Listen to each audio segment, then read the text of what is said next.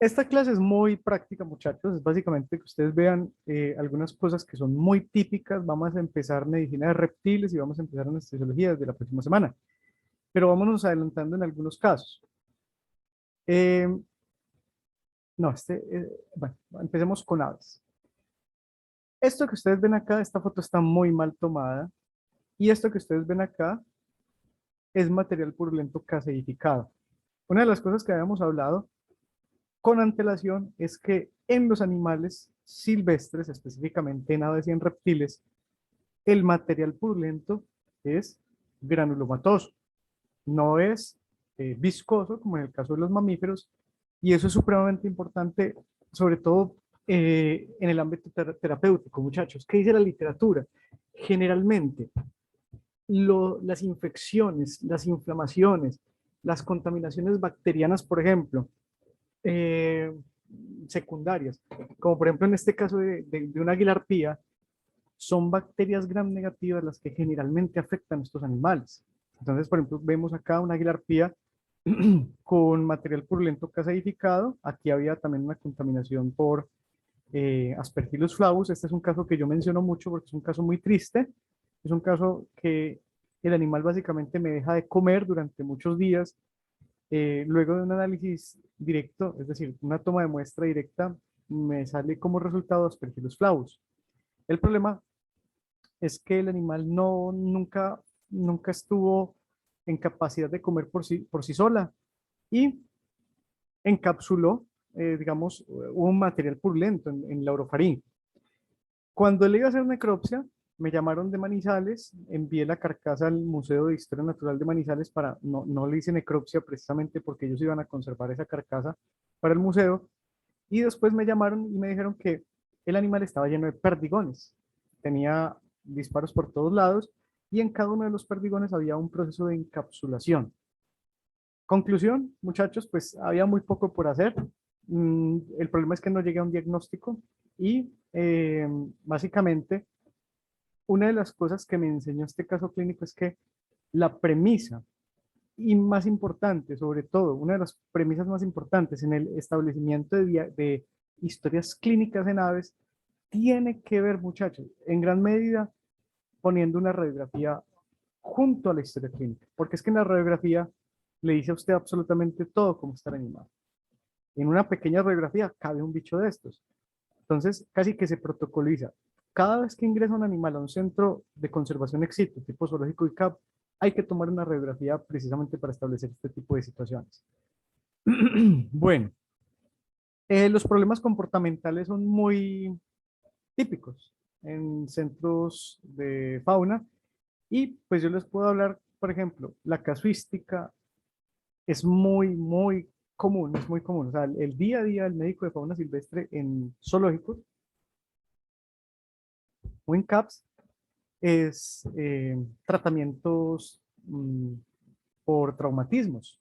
Entonces, generalmente la pelea entre congéneres, animales, por ejemplo, que llegan golpeados, que llegan aporreados por tráfico de fauna, pajaritos que se pegan en los vidrios, en las fincas. Es lo más común, muchachos. Yo digo que eso puede ser alrededor del 30 o 40% de la casuística diaria del médico veterinario que trabajan en centros de conservación ex situ. Posterior a eso, hay un grupo de animales que tienen un gran problema, que es los problemas comportamentales. Entonces, por ejemplo, está el desplome autoinfligido, está la automutilación. Yo no descarto, por ejemplo, que esta foto puede ser, por ejemplo, como resultado de un proceso de automutilación, debido a que ellos, cuando están en confinamiento, básicamente pierden esa capacidad comportamental y etológica y literalmente se vuelven loquitos y comienzan a gastar tiempo es en su propio cuerpo, en el autoacicalamiento exacerbado, ¿cierto? Eh, Este es un autos o mono nocturno. Lo que yo quiero mostrarles con esto es que, chicos, miren, las fotos que les estoy trayendo a ustedes acá son fotos de trabajo en campo. Entonces no esperen que sean quirófanos absolutamente asépticos. Estamos trabajando en un centro en la mitad de la nada, donde apenas hay algún tipo de instrumental y algún tipo de conocimiento. Entonces, Lo que yo quiero comentar es que, pues primero, este animal está anestesiado, ¿cierto? Ustedes lo que ven en los ojitos es terramicina, se utilizan ungüentos oftálmicos, sobre todo cuando estamos utilizando anestésicos disociativos, porque no, los animales pierden ese reflejo de abrir y cerrar los ojitos, y puede haber ulceración a nivel corneal. Lo que quiero mostrarles a ustedes es que la técnica de la caudectomía, que es una técnica que se la enseñaban a uno, pues es una técnica muy triste porque era aprender a cortar colas en perros. Pero esa técnica a mí me ha servido muchísimo. Yo quizá en la universidad hice un corte de cola, pero posterior a eso he hecho muchos cortes de cola no estéticos, sino terapéuticos, porque esto es muy común. Entonces hay la técnica del corte de cola, evitando que las vértebras coxillas, por ejemplo, que están aquí expuestas al ambiente, pues puedan entrar en contacto con bacterias y es muy factible que el animal, si no se hace algún tipo de resolución ante esta situación, pueda morir de una osteomielitis. Bueno, ahí vemos cómo se hace la caudectomía. Listo. Lo que quiero comentarles a ustedes con esta foto es que algunas veces en fauna uno tiene que ser muy recursivo. Entonces, por ejemplo, las fracturas, que es lo más común, insisto, eh, representa gran parte de la casuística. Después diría yo, los problemas comportamentales, los problemas nutricionales, y por allá en un porcentaje mucho más pequeño, las enfermedades infecciosas. ¿Por qué? Porque sí sé que en los centros de conservación hay muchas enfermedades infecciosas, sobre todo en zoológicos puede haber mm, presencia de enfermedades infecciosas por presencia de gatos ferables, por presencia de roedores, por presencia de aves, como por ejemplo columbiformes que pueden llevar patologías respiratorias a las aves. Lo que yo quiero decirles es que, a pesar de no estar exentos de las enfermedades infecciosas, la mayor casuística que se presenta definitivamente sigue siendo las heridas, peleas entre congéneres, heridas de todo tipo, muchachos. Eso es lo más común en este tipo de centros de conservación. Bueno, las enfermedades infecciosas, por ejemplo, estos en reptiles y en aves también podría causar diversas patologías, pueden cursar de maneras diversas. Por ejemplo, algunas veces, muchachos, el conocimiento, a pesar de tener un conocimiento medianamente profundo sobre la infectología, es muy difícil llegar a desarrollar la inferencia diagnóstica de definir cuál es el patógeno que está causando una enfermedad. Esto es un caso de una mortandad exacerbada en babillas, en zoocriaderos, mm, donde las babillas estaban bien alimentadas, pero estaban en hacinamiento. Cuando se hizo un estudio completo de los animales que morían, nos dimos cuenta que la principal causa de muerte era una bacteria comensal saprófita oportunista, que es una de las principales causas de infecciones a nivel nosocomial. Estamos hablando de Pasteurella multósida. Yo llegar al diagnóstico de Pasteurella multósida o de Pseudomonas aeruginosa, que puede ocasionar una enfermedad infecciosa muy similar en este tipo de animales, es supremamente difícil. Por eso, muchachos, a nivel de fauna silvestre, al igual que en domésticos, el laboratorio clínico es absolutamente vital y necesario precisamente con el fin de llegar a diagnósticos definitivos. Recordemos, el corazón en las aves es un órgano tetracameral y en los reptiles es un órgano tricameral. En los peces solamente es una aurícula y un ventrículo, ¿cierto? Eso es muy importante tenerlo en cuenta. Entonces, en este caso, esto es un corazón de qué, muchachos? ¿Ave o reptil? ¿Dos aurículas o un ventrículo? No, reptil propio. Reptil, exacto, es un órgano tricavital. O sea que este puede ser una carcasa de una tortuga, de un quelonio, pensaría yo, o de un ofidio, de una serpiente. Bueno, esto lo vemos en la clase de ofidios más adelante. Eh, bueno, chicos, miren, esto es lo que yo les decía a ustedes en la clase de aves. Mm, Uno de los problemas que se dan, por ejemplo, concomitantes con el aumento de volumen, que generalmente es el resultado de múltiples problemas. Uno de los problemas puede ser, por ejemplo, la presencia de eh, tumores benignos que son muy comunes, como por ejemplo en este caso, esto es un lipoma, No tengo idea por qué, muchachos, realmente hay una predisposición, yo no sé si a nivel in situ sucederá, pero a nivel ex situ, hay una predisposición en algunas aves que particularmente surgen o les salen estos tipos de lipomas. Posiblemente pueda ser patrones bueno, mutágenos de algún tipo. Pero no hay que confundirlo con, vuelvo e insisto, como lo vimos en la clase, con, momento muchachos, así se está grabando. No hay que confundirlo, muchachos, con las hernias, ni hay que confundirlo con la retención de huevo. Generalmente se siente diferente en la retención de huevo. Usted siente, por ejemplo, a nivel subcutáneo como el tamaño de una uva, pero siente, alcanza a sentir incluso un poco más duro que lo que se siente, por ejemplo, un lipoma. Y en el caso de una hernia, cuando usted toma la hernia con sus dedos, generalmente los órganos se desplazan otra vez a su lugar de origen y cuando usted suelta la hernia, otra vez esos órganos, por eventración, salen del espacio subcutáneo. Quizá la cirugía de corrección de hernia no es difícil, el problema es el manejo de la anestesia porque recuerden que los aves son animales de metabolismos muy acelerados. Entonces, uno de los grandes problemas que he tenido yo, por ejemplo, a nivel de cirugías, a nivel de anestesia, es el ayuno. Cuando una ave entra en ayuno, por ejemplo, esos paseriformes, es muy complejo la anestesia, es más por la hipoglicemia a la que pueden llegar ellos en el momento de la anestesia y cuando salen de la anestesia, que por la misma condición con la que llegan para la cirugía. O sea, realmente la anestesia en pájaros muy pequeñitos es muy riesgosa por esa misma situación.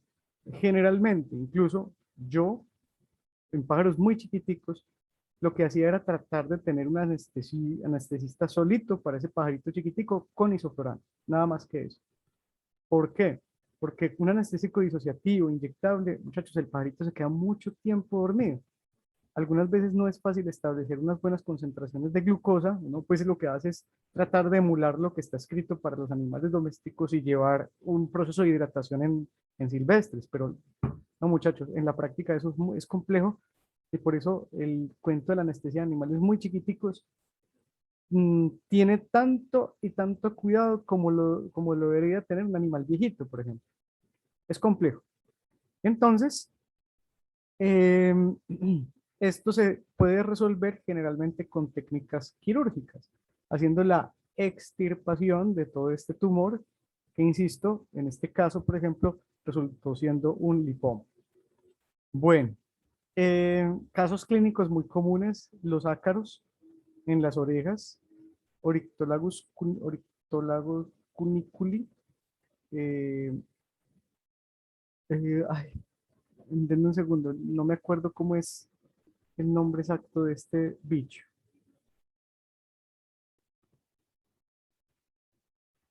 Mm,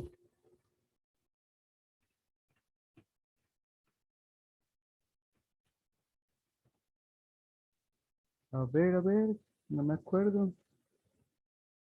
El, el Sarcoptes cuniculi. Bueno, Sauroptes cuniculi, perdón. Bueno, Sauroptes cuniculi.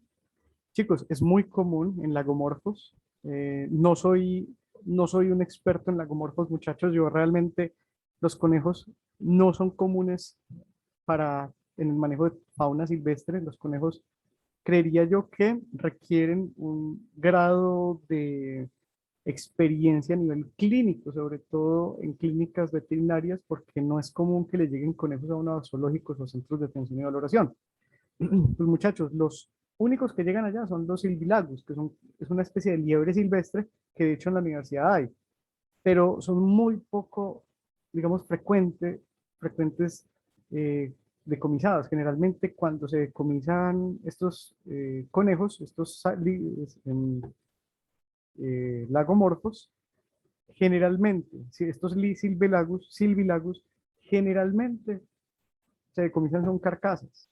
La gente los caza y los vende, por ejemplo, en el mercado y se decomisan, son las carcasas de los conejos silvestres, más no se decomisa el conejo completo. Aparte de que son conejos se estresan mucho. Ellos, por ejemplo, a diferencia de los domésticos, usted literalmente prácticamente no lo puede meter en una jaulita porque se le puede morir de un paro cardíaco, del nivel de estrés de esos animalitos. Entonces, esto es otra ciencia. Eso lo vemos al final del curso, en una clase de mascotas exóticas. Yo doy un tamizaje muy somero, solamente una pincelada.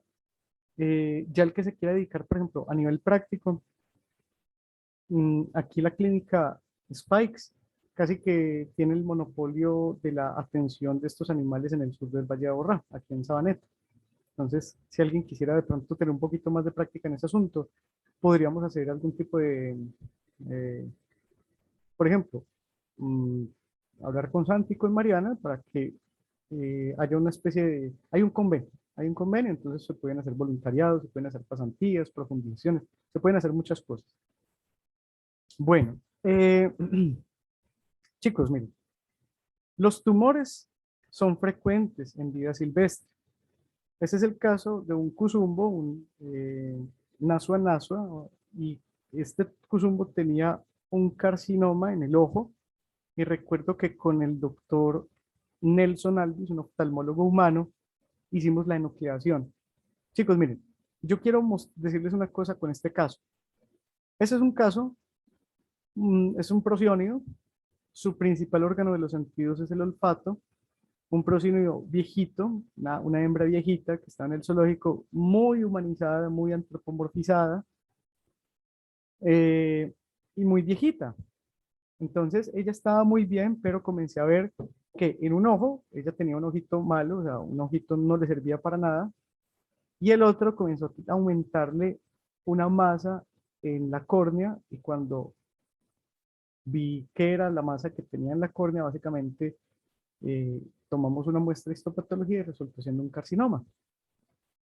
Eso, esos casos, muchachos, requieren básicamente de dos cosas. O una, un veterinario que sea especialista y experto, un oftalmólogo. O dos, un médico humano, oftalmólogo. ¿Por qué, muchachos? Zapatero de tus zapatos. Uno como médico veterinario es un todero, no es un médico general. Y cuando uno sale a trabajar con fauna silvestre, resulta que trabajar con fauna silvestre es muy bonito, pero también da un poquito de susto, porque básicamente a usted le toca aprender de todo lo que hay, de todos los grupos de animales. Me explico, si usted quiere trabajar con felinos silvestres, aprenda de gatos domésticos, porque la medicina de gatos domésticos y de felinos silvestres es casi la misma, la diferencia es el manejo.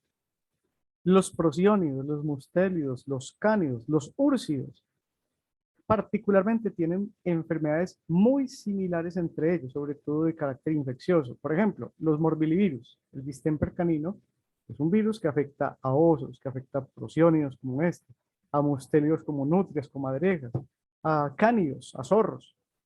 Entonces, la medicina de fauna silvestre, digamos, es demasiado holística y en muchas circunstancias a uno le toca emular lo que existe en domésticos o lo que existe en humanos. En este caso, había que hacerle una enucleación. Es una técnica que yo aprendí a hacer en la universidad, pero por el grado de complejidad y sobre todo por el tamaño de este individuo, preferí dejarme ayudar de un oftalmólogo humano, el doctor Nelson Alvis. Le hicimos la enucleación, entonces, pues alguno de ustedes pensará, bueno, pero entonces, ¿qué hace? Ya no ve. Porque si un ojito lo tenía malo y el otro se le hizo una enucleación, entonces, ¿cómo va a ver este animal? En zoológico, muchachos, este animalito nosotros le poníamos comida y el animal, solo por el olfato, se iba de un lado del hábitat hasta el otro lado del hábitat sin chocarse con absolutamente nada. Mientras nosotros manejáramos el mobiliario sin moverlo, sin cambiárselo, la cuzumbita esta vivió muy bien. La gente no se daba cuenta que ya estaba completamente ciega, porque son de ojos muy pequeñitos. Entonces, como el hábitat está medianamente retirado, pues la gente ve un animalito que camina y que no se pega, que no se, digamos que que vive muy tranquilo y vive muy bien, solamente con el olfato. A eso me refiero. Y realmente, muchachos, yo pasaba el cuidador y el animal se iba detrás del cuidador y le hacía toda la vocalización de bienestar, ¿cierto? Era un animal muy, muy, muy humanizado. Obviamente estos animales, chicos, tan humanizados, es ideal a nivel de zoológicos, pero no es ideal a nivel de centros de atención y valoración, porque en centros de atención y valoración, al contrario, se requieren que los animales estén lo menos humanizados para poder propender a su proceso de rehabilitación o liberación. En cambio, en zoológicos no, en zoológicos este animal se queda todo el resto de vida, de su vida, obviamente, en el zoológico.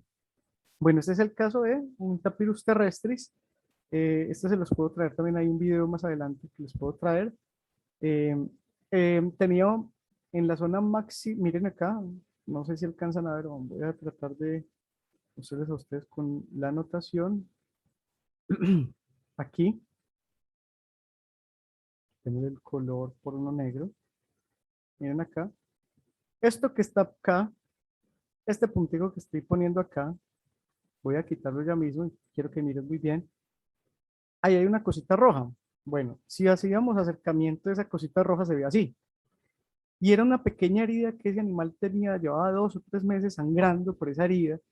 Uno siempre asume que hay gente mala y le tira piedras a los animales en los zoológicos, pero no, en este caso la lesión era muy rara, era muy curiosa y básicamente de este animal, chicos, hay una historia.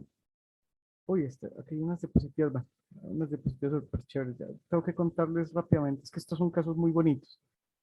Este animal, chicos, yo tuve problemas, muchos problemas en anestesia, muchos, porque cuando fue en 2004 no existían protocolos anestésicos para tapires. Llamé incluso a muchos veterinarios, uno me dijo, no, hágalo con azaperona, lo hice con azaperona y no le hizo ni cosquillas. Después intenté con anestesia y me alcanzó a morder uno de los operarios y me dañó la careta. Entonces, tenía que usar primero restricción química de alguna forma, pero no había información. Hasta que salió un artículo científico en 2004, precisamente, en donde el doctor Roberto Aguilar estaba ahí metido. En Costa Rica hicieron la anestesia de 14 tapires. Eso quedó publicado. Hicieron una combinación butorfanol, ketamina, silacina. Chicos, yo emulé lo mismo que estaba copiado en ese artículo científico y tuve la anestesia perfecta. Una anestesia perfecta, hizo un proceso de, digamos, eh, utiliza antagonistas. El animal se despertó y básicamente este animal tenía unos, unas estructuras a nivel del hueso mandibular, perdón, que era básicamente un secuestro óseo. O sea, este pedazo de hueso estaba completamente eh, fragmentado con minuto y estaba separado de la mandíbula. Entonces lo que estaba tratando el cuerpo era de proceder con una fístula y tratar de sacar ese pedazo de hueso por acá, que tarde o temprano iba a suceder con una fístula enorme o con un grado de osteomielitis muy fuerte. ¿Por qué dan esas cosas, muchachos? Posiblemente por un golpe. El animal se pudo haber caído a la pileta, pudo haber recibido un golpe de alguien, pudo haberse golpeado. Y la única forma fue por medio de la anestesia. Tenemos acá, eh, esto que ustedes ven acá son mm, enterolitos de la misma anta. Esa es una foto real, muchachos. La anta le dio un cólico. Yo no sé de quinos. Sabía de quinos, lo mismo que me enseñaron en la universidad. Y me encuentro con que las dantas, su tracto digestivo es idéntico al de un equino, prácticamente. Son animales que proceden casi que del mismo precursor prehistórico. Y resulta que ellas, al tener el mismo tracto digestivo, tienen que comer casi que los mismos porcentajes, por ejemplo, de macro, microminerales y de proteínas. Hay una enfermedad en equinos que se llama, o le dicen como, bueno, es enterolitiasis, vamos a llamarlo así, enterolitiasis, y se da principalmente por la ingesta de alimentos balanceados mucho más, digamos, en proporción a lo que se recomienda para un ejemplar equino. Ellos tienen que comer pasto, lignina, celulosa, y los alimentos balanceados solamente son como una especie de suplemento que no debería representar más del 10 o el 12% de la dieta. Ese es el caso, muchachos, en el cual el cuidador, muy empático con el animal, estaba pensando que le estábamos alimentando mal, que estaba flaca. Yo siempre muchas veces pasa eso, y por debajito le estaba metiendo comida, le estaba metiendo concentrado. Y chicos, un día la Danta, me acuerdo que se llamaba incluso Miriam, me acuerdo el nombre de ella, se llamaba Miriam, comenzó con cólicos, cólico obstructivo por estos enterolitos.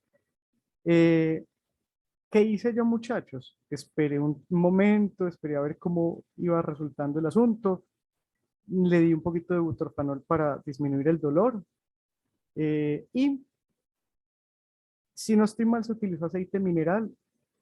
La Danta defecó todo esto que ustedes ven aquí, eran literal piedras, muchachos, o sea, eran un tamaño, yo tengo unas fotos ahí por un tamaño como por ejemplo de esta cosa, este aparatico, ¿cierto?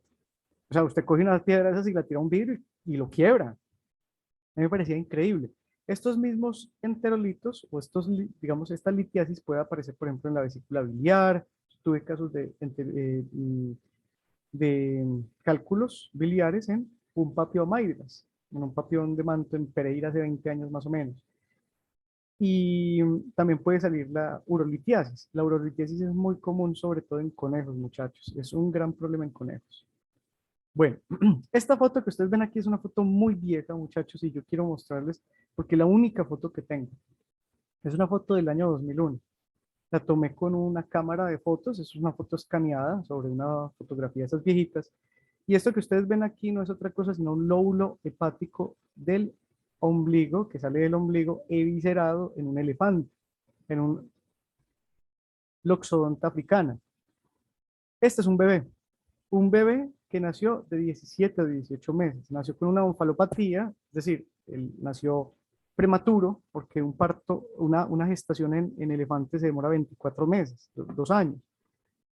Y este fue el caso muy complejo, muchachos. Uno aprende, digamos, también mucho de este tipo de situaciones. Nace un bebé de una especie muy agresiva, de una mamá que ya tenía muertos encima, no en el zoológico, sino antes de llegar al zoológico, esa hembra había matado a un par de personas en un circo, muchachos, con eso les cuento, o sea, era absolutamente agresiva. Entonces piensen ustedes, ¿cómo podemos separar un bebé de una mamá en una condición de esas? Pues hay que hacer algo. Chicos, entonces, mi primera recomendación es que en un zoológico no deberían existir exóticos si no están las condiciones. ¿Por qué? Porque es que es muy lindo tener un elefante, pero si usted no tiene un hábitat ideal para mantener un elefante, esto es un problema para un veterinario, es un riesgo potencial. El grupo de los elefantes, chicos, y les cuento acá, africanos, eh, mataron un veterinario hace 18 años, 16 años, el doctor Ordóñez. El doctor Ordóñez fue el que me reemplazó a mí en el zoológico Matecaña. El zoológico Matecaña trascendió Ucumarí, es lo que hoy es en día Ucumarí. Antes quedaba al frente del aeropuerto Matecaña, en Pereira. Ese fue un caso al frente del aeropuerto Matecaña. Después de muchas horas, alcanzamos, entre todos los cuidadores, son muy valientes muchachos, alcanzamos a sacar ese elefante y ese elefante llamé a un médico humano porque el hígado estaba completamente lleno de tierra, el vaso estaba completamente también estaba lesionado, estaba sangrando, estaba lleno de tierra y de fango. Entonces, un cirujano fue y me dijo, hermano, aquí hay muy poco por hacer, este animal no tomó calostro, este animal muy posiblemente requiere una esplenectomía porque está lleno en este momento ya de cualquier cantidad de antígenos a nivel sanguíneo y hay que hacerle precisamente la esplenectomía para que no se los vaya a morir. Eso es un término que quizá ustedes por inmunología ya saben. Esto puede producir, por ejemplo, una anemia hemolítica inmunomediada muy grave, muy compleja. Entonces es mejor hacer una esplenectomía. El animal después de la cirugía estuvo más o menos vivo 2 días.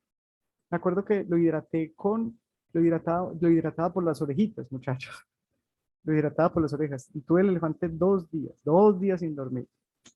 Pero se nos murió. Se nos murió a las 7 de la noche después de 2 días. Así es esto. Así es este cuento, muchachos. ¿Qué pasa? Que ya después, como era una hembra primeriza, el segundo bebé nació bien. Fueron 24 meses, yo ya no estaba en Pereira, yo ya estaba en Barranquilla. Y ese bebé entiendo que es uno de los elefantes adultos que hay en este momento en el zoológico Ucumari, si no estoy mal. Bueno, miren esto, muchachos. Quiero que miren muy bien. Esto es una filaria. Eso es un caso clínico de titis cabeciblanco en el cual yo tengo, miren, es un tití cabeciblanco, macho, machazo. El tití cabeciblanco y en general los calitrícidos pueden tener normalmente filarias. Algo bien diferente que pasa en perros. En perros una filaria comienza a llenarse a nivel de las válvulas, a nivel de la musculatura cardíaca y puede ser un problema gravísimo. En los calitrícidos se ha demostrado que ellos pueden convivir con las filarias y es bastante curioso. Uno puede encontrar, por ejemplo, un PCR positivo a un microorganismo de la familia Anaplasmataceae que se llama Wolbachia, pero es Wolbachia, es una bacteria que se encuentra principalmente en este tipo de invertebrados. Entonces, en realidad, el anaplasmatáceo que uno ubica en un PCR no es de la muestra del tití, sino de lo que puede tener filarias. Entonces, yo escribí un artículo para un libro donde comprobé la hipótesis que tenía la doctora Ann Savage, en donde hicimos la caracterización de los electrocardiogramas en animales con filaria y mirar si tenían algún tipo de patrón diferente, anormal. Y no, muchachos. Los, las electrocardiografías que se hicieron para ese entonces salieron completamente normales. Conclusión, muchachos. Estos animales pueden tener filarias y no verse afectados en ningún momento. Es decir, esta es una de tantas pruebas que yo les decía a ustedes que procesos de adaptación biológica, simbiosis, comensalismo. En la naturaleza pasa mucho eso, particularmente hablando. El síndrome escamativo del caparazón es uno de los principales problemas que hay en reptiles, pero eso lo hablamos también en medicina de reptiles. Bueno, cuando hay fracturas, muchachos, o cuando hay lesiones a nivel de los sacos aéreos en aves, podemos encontrar localizado, por ejemplo, aire subcutáneo. El aire subcutáneo, jóvenes, tienen que tener mucho cuidado que algunas veces puede residuar por sí solo. Cuando usted hace una abertura, por ejemplo, para extraer ese aire, puede ser peligroso porque usted pone en contacto directo los sacos aéreos con el ambiente externo. Entonces casi que pone en contacto, casi que, digamos, el parénquima pulmonar o respiratorio, por así decirlo, con el medio externo. Entonces no es bueno tratar de, digamos, de hacer una eliminación completa de este acúmulo de gases que en algunas especies se dan y generalmente puede residuar. Hay algunos individuos que reciben. ¿Qué se cree? Este tipo de lesiones se dan como resultado de lesiones a nivel de sacos aéreos o a nivel de divertículos que comunican sacos aéreos o senos paranasales con sacos aéreos o huesos neumáticos con sacos aéreos, básicamente. Entonces, en este tipo de patologías es mejor dejarla quieta y hay poco por hacer, ¿cierto? Bueno, ese caso ya también ustedes lo conocen, es un caso de un tigre muy anciano, muy viejito, en el zoológico de Barranquilla. Tenía problemas respiratorios, después de 15 días de no comer absolutamente nada, lo anestesié para tratar de sacarle muestras, radiografías, para hacer algo, pues por lo menos llegar a un diagnóstico presuntivo, pero el animal se me murió en la anestesia. A los 2 minutos entró en un paro cardiorrespiratorio, hice un masaje,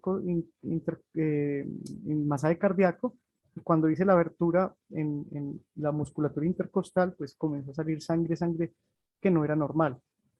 La histopatología revela que todas estas lesiones circunscritas que ustedes ven acá es un tipo de lesiones tumorales con grado de benignidad, pero el problema es que tienen tanta, digamos, diseminación a nivel de las pleuras parietal y visceral que se considera una neoplasia de tipo maligno, el mesotelioma.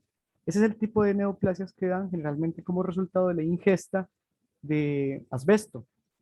El asbesto, por ejemplo, que está en las tejas, en las tejas.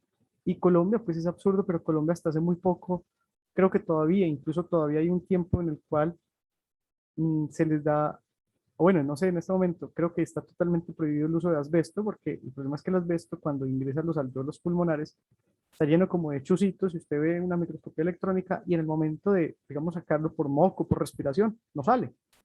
termina entonces encapsulándose con una serie de tejidos. Y esto es muy complejo, muchachos. Esto es un cáncer real. En gatos, en felinos, tendería a ser frecuente en animales ancianos. Bueno, este es el caso también. Otro caso que quiero comentarles de zapatero de tus zapatos. Un Zapajusapela, este se llamaba antes Zeusapela, ahora se llama Zapajusapela, o mono con cuernos o mono cachón, con una cataratas bilaterales simétricas. El animal pierde la, la, la dominancia del grupo, era un animal muy fuerte, muy dominante, y lastimosamente, al perder la dominancia, comenzaron a pegarle a los otros porque el animal estaba ciego, a pesar de ser más fuerte, comenzó a dominar un adolescente en ese grupo, pues que este tenía todo para ganarle, pero por su condición de ceguera, básicamente no podía. Entonces con el doctor Alvis también hicimos la extirpación de los precipitados de esa catarata, que se hace con este equipo, que es un equipo de ultrasonido que se llama el Faco emulsificador. Es fascinante verlo porque es muy sencillo. Es con ultrasonido, ustedes lo que hacen es una pequeña abertura en la córnea, llegan hasta el cristalino, y como estos ultrasonidos rompe el cristalino, rompe ese precipitado y comienza a tomar el precipitado por esta jeringa. ¿Y qué se pone, o qué es lo ideal? Pues poner una lente. Pero para ese entonces, la lente más pequeña que había, que era una pediátrica, era incluso más grande que el ojo de este animal. Entonces, dejamos al animal básicamente sin cristalino y llenamos esa membrana del cristalino con solución salina. Yo realmente no sabría decirles si se hace en este momento, pero en fauna, muchachos, nosotros tenemos un animal que está perdiendo la dominancia y que está confinado y que nunca más va a salir a vía silvestre, está en un zoológico. Entonces, si yo le quito los cristalinos, seguramente el animal va a quedar viendo muy borroso, pero va a quedar viendo por lo menos imágenes o sombras y no se va a chocar con su entorno. Chicos, precisamente después de la cirugía, miren aquí ya le quitamos el cristalino, pues el precipitado, y se llenó el cristalino con solución salina. No recuerdo cuál tipo de solución exactamente era. El animal volvió solamente con un ojo. El otro ojo seguía eh,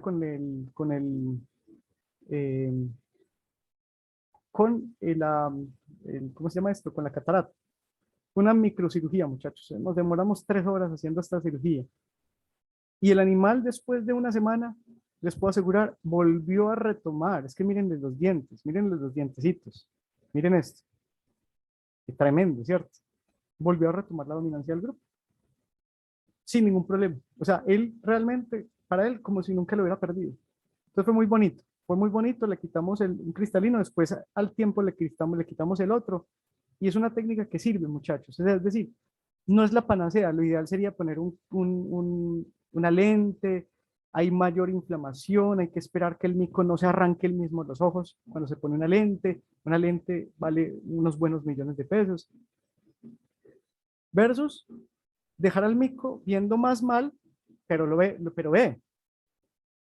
Entonces, muchachos, en este caso muchas veces es mejor siempre el bienestar animal más que la funcionalidad del órgano, desde mi punto de vista. Este caso es de un papión que debía haber mostrado estas diapositivas en microbiología, porque este es un papión, chicos, que comenzó con contracción muscular y básicamente el papión se me murió de tétanos.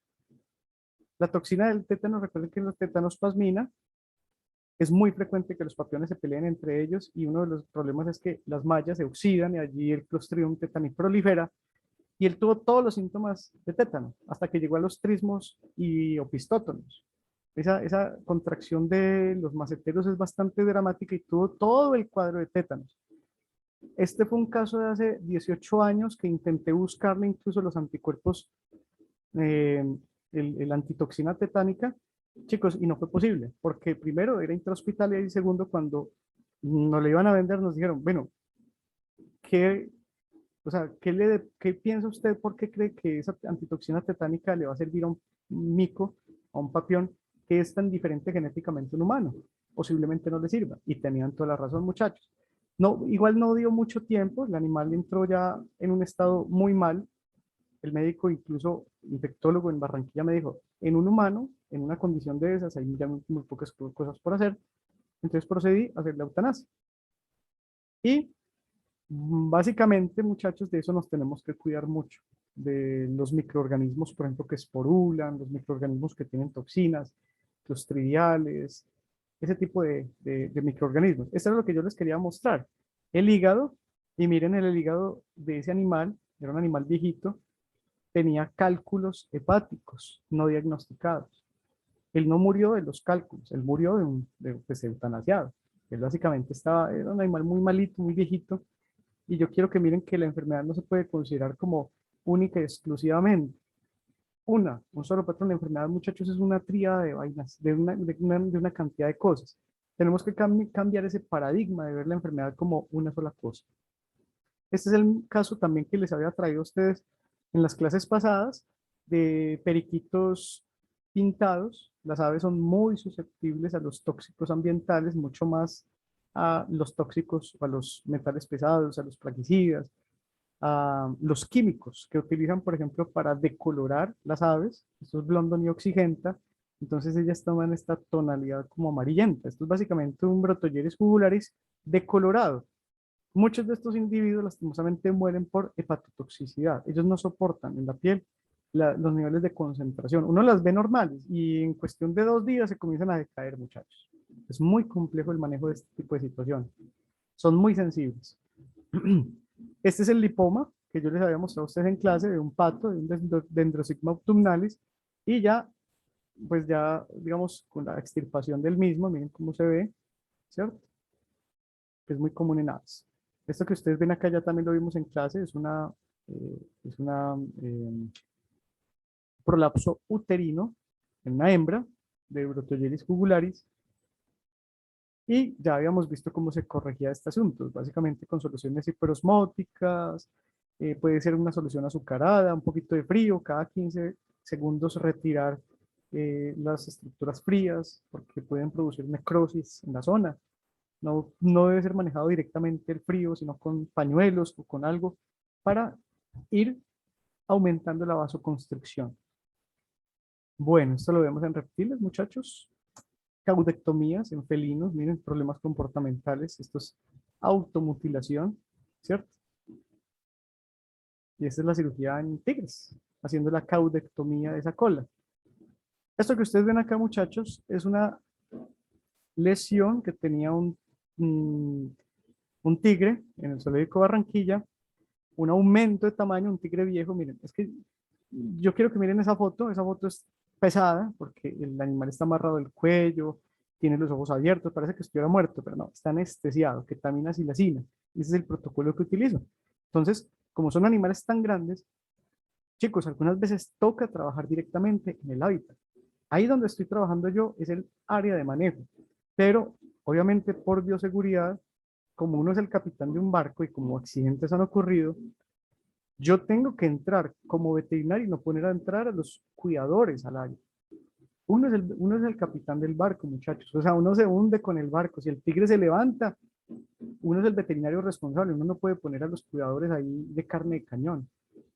Entonces, miren que yo estoy dentro del recinto, estoy aquí adentro del hábitat no, de la zona de manejo. Soy yo, estos son mis bracitos, cuando tenía 25 años por ahí.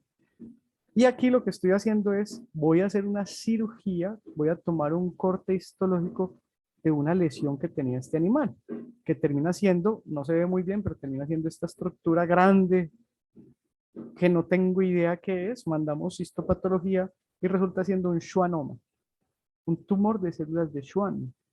Eh, Son células, pues son, digamos, es un componente celular del sistema nervioso central, y pues lo encontré en el espacio subcutáneo al lado del brazo, pues aquí en el codo de este tigre.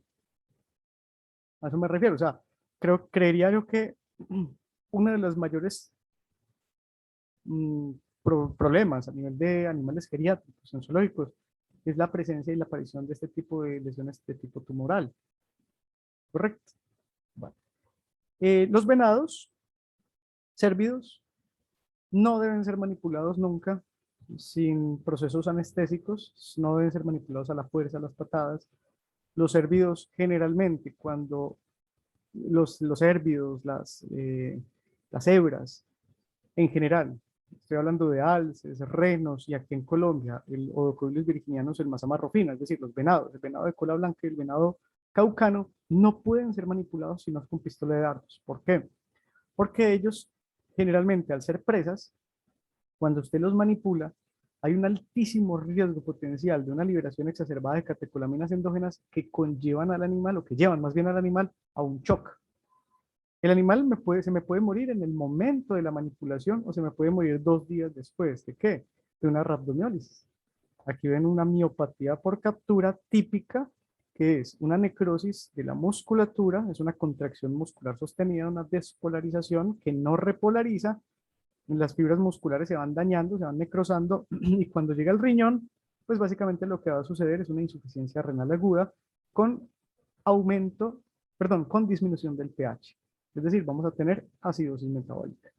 Entonces, lastimosamente, los animales mueren por esa razón. Bueno, chicos, a continuación, vamos a mirar acá.